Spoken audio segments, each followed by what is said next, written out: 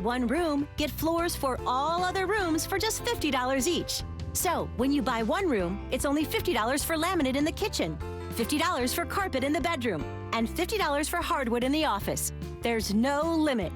Buy one room, and it's $50 for floors in each additional room. Visit Luna.com or call 877-241-LUNA. President Trump. ABC News reviewing an audio tape that appears to capture President Trump in a conversation with Lev Parnas, the man who the president says he doesn't know. The president allegedly heard demanding the former ambassador to Ukraine, Marie Yovanovitch, be fired, saying, "Get her out." That audio in the hands of federal authorities. Vice President Pence tonight is asked about it, how he answers. It comes amid the impeachment showdown today. The House managers pushing for new witnesses. And outside the Senate chamber, Democrats already commenting on this reported recording of the president. There is breaking news tonight in the deadly coronavirus, a new case here in the U.S. And U.S. authorities revealing they've tested more than 60 others who might have symptoms, including 4 possible cases in New York. And tonight, in China, the lockdown, these images, the horror inside a hospital, and orders tonight to build a new hospital there in just 10 days. Here at home tonight, the stunning images capture the deadly warehouse blast. 180 homes damaged, windows, doors blown out. And tonight, the warning for anyone who lives within miles of the plant. The major winter storm sweeping into the Northeast right now. Rob Marciano timing it out.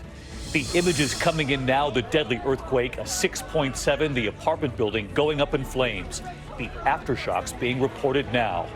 The Pentagon tonight now revealing 34 U.S. service members suffered traumatic brain injuries in Iran's attack on the U.S. military in Iraq. Far worse than first reported.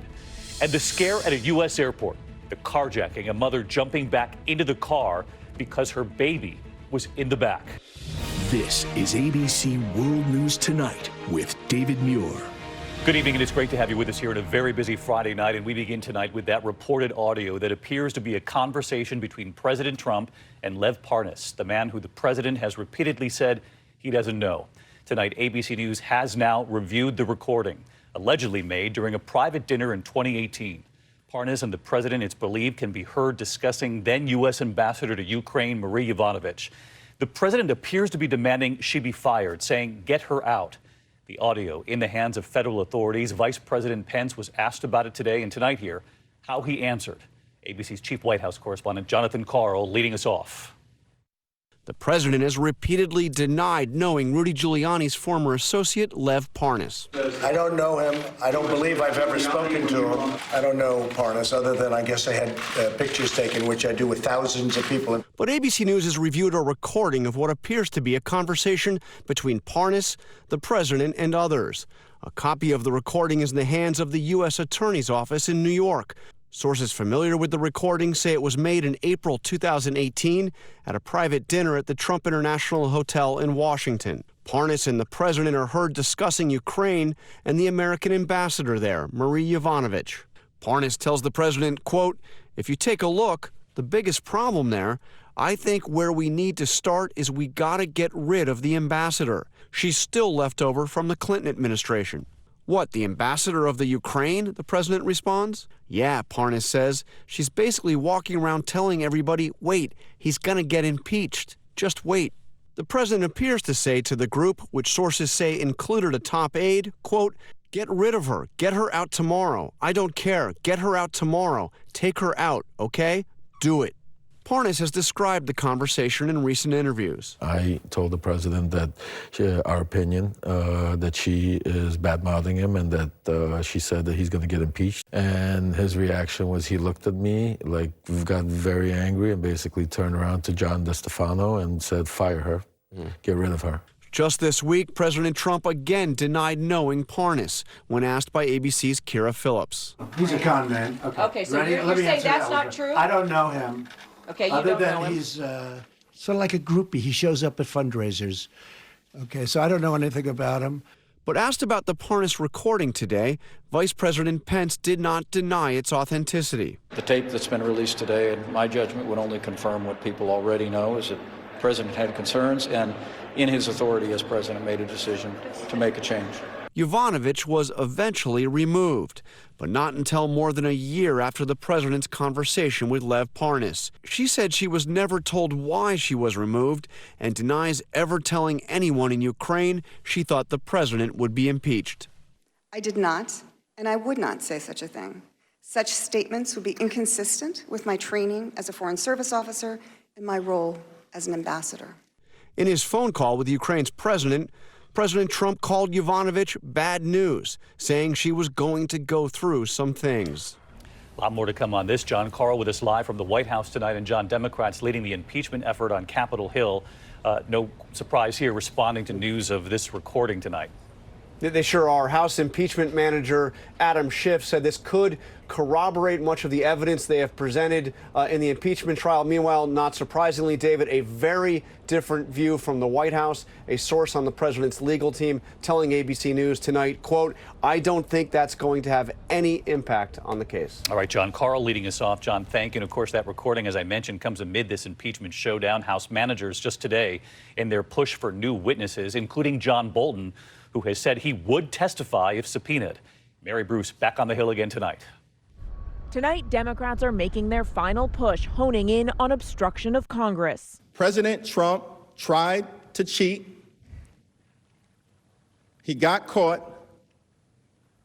and then he worked hard to cover it up. Democrats charge President Trump pressured Ukraine to investigate Joe Biden by withholding nearly $400 million in security aid, and that the White House only released that funding after Congress was made aware and started investigating. Instead of halting the president's corrupt scheme, they worked overtime to conceal it from the American people. There's a toxic mess at 1600 Pennsylvania Avenue. Democrats say the president's obstruction went further, defying subpoenas and blocking top officials from testifying. And they're imploring Republicans to allow them to call new witnesses now, like former National Security Advisor John Bolton. These witnesses have important firsthand testimony to offer, and the American people overwhelmingly want to hear what they have to say. That decision will likely come down to these key Republican senators. One of them, Lamar Alexander of Tennessee, sounded impressed by what he's heard, but he's keeping his cards close. I think the House managers have done a good job of making their arguments, but that doesn't mean I will agree with them. That's the question. Mary Bruce joins us from the Capitol tonight. And Mary, another key Republican, Senator Lisa Murkowski, also criticizing Democrats for not going to court in their fight for more witnesses before this actually came over to the Senate for this trial. But we should also point out that Murkowski's still not saying whether she would vote for new witnesses in the Senate. And David, that is the key question, whether these moderate Republicans are actually going to join Democrats in calling for these new witnesses. Meanwhile, here, the president's team is set to start their case tomorrow, but they're only expected to be in session for just a few hours, saving the bulk of their argument for next week when more people are likely to be paying close attention. The president, always acutely aware of ratings, tweeting, "Looks like my lawyers will be forced to start on Saturday," which is called Death Valley in TV. David. Mary Bruce tonight. Mary, thanks again. And now the other major headline this Friday night, the deadly coronavirus soaring in numbers tonight. A new case here in the U.S. The CDC now confirming a second case, a woman in Chicago. In fact, 63 patients are now being tested here in the U.S. for possible symptoms across 22 states. And look at this alarming new video from China tonight. It shows patients crowded into the Wuhan Red Cross Hospital. The staff there in hazmat suits, and China now reporting at least 26 deaths, more than 900 people infected. And tonight, China has ordered a new hospital be built in just 10 days. Here's ABC's Steve Osunsami. Government health officials tonight say that without a doubt, more Americans will be diagnosed with this deadly virus in the coming days. The latest confirmed case here is a woman in her 60s from Chicago. She returned from China last week and felt sick 3 days later. She has limited close contacts, all of whom are currently well and who will be monitored closely for symptoms. Another American patient in Seattle who was hospitalized in a biocontainment unit could be released in a few days. We used the highest level of protection that we have available to treat this patient, as one would Ebola. The CDC is now running tests on 63 sick patients from 22 states, including one at Texas A&M in College Station. Health officials are going to be terribly busy at these 5 U.S. airports when flights from the affected regions in China resume. Already, they've screened more than 2,000 travelers. This is a scene from the Seattle International Airport. Passengers tell us the gift shops ran out of face masks early this morning. Our focus right now is on travelers returning from Wuhan, but the situation is changing rapidly, and we're continuing to assess, and we'll make new guidance if needed. From the center of this outbreak, the Chinese are now rushing to build a new hospital from the ground up in just 10 days. Dozens of workers are there now with heavy equipment. There is this disturbing video posted on social media from Wuhan's Red Cross Hospital. Those are medical staff members in hazmat suits and covered bodies lying on the floor. Today is the biggest holiday in the country, the Chinese New Year, and cities in the hot zone are on lockdown. Police are armed with long guns, making sure no one enters or leaves. Our correspondent Ian Pannell is traveling through the region. All but 2 provinces in China now have cases. Pretty much the whole province of Hubei, which is the epicenter, is in lockdown. All airports, rail, buses and river ports. That's around 30 million people effectively grounded. 26 people have died. More than 900 are infected. And now France is seeing its first 2 cases.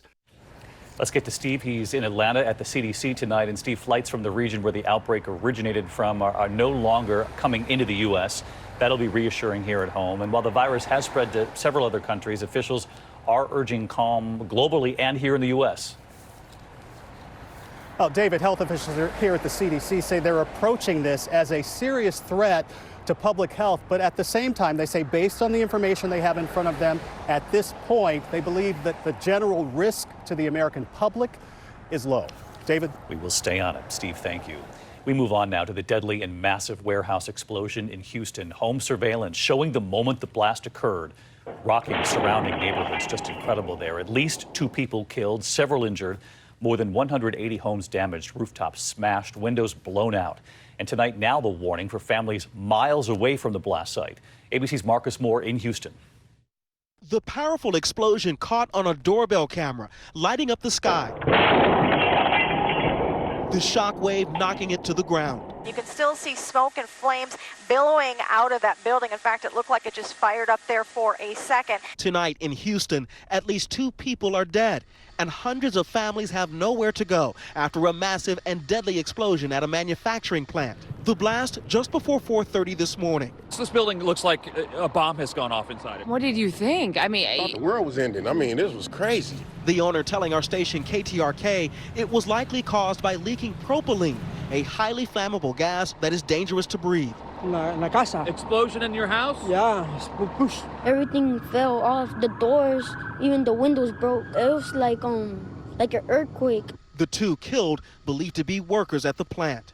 Debris scattered for half a mile, more than 180 homes damaged, many knocked from their foundations. this is the kitchen. Blinds down, glass shattered everywhere. But look at this. These window frames, they are bent from the force, the sheer force of the explosion. We're just really blessed to be alive, and all the sheetrock that came down in our house, it's a miracle that none of it landed on our heads. Residents now shoring up their homes. The ATF assisting in the investigation. It's amazing anyone survived this, to be quite honest. And we're very lucky that this happened early this morning, before this street was busy and before all the employees were at that business. Authorities here in Texas are asking residents if they find anything in or around their homes, even if it's a mile away, that they don't touch it. If it's building debris or, David, even body parts. Also, the Red Cross has set up an emergency shelter for all of the families that have been displaced by this terrible blast. David. All right, Marcus, thank you. We're going to turn now to the major winter storm moving from Chicago right into the Northeast tonight. Snow, rain, and icy highways for the commute home. One person killed in a deadly crash on I-80 outside Lincoln, Nebraska. Drivers skidding off roads in Clearwater, Minnesota, and freezing rain and dangerous mix in several East Coast travel hubs. D.C. to Philly to New York up next. Meteorologist Rob Marciano timing it out for us tonight. Hey, Rob. Hi, David. The air just cold enough to make it difficult to travel in some spots. We've got winter weather advisories on the front and back side of this. Milwaukee, Chicago, you'll turn back to snow. Interior Northeast, some freezing rain. In the middle, heavier rain from Michigan all the way down into the Carolinas. That pushes into